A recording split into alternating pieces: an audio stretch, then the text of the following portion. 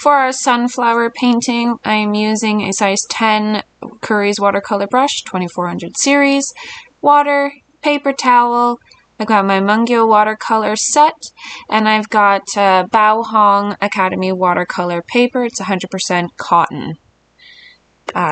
So I am speeding this up just a little bit just to make it go by a little quicker.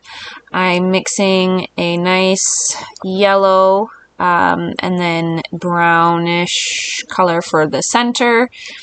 And I'm just going to be painting these really loose, not trying to make each petal look perfect. It's just a nice, loose, kind of abstract type of watercolor sunflowers. So I'll let you watch, but to start, I'm just doing the stamen with brown. I'll add some black into it as well. And then I'll be using the yellow mixture to add in the petals. And I'll also add in a little bit of orange just to give it a little different color between the flowers.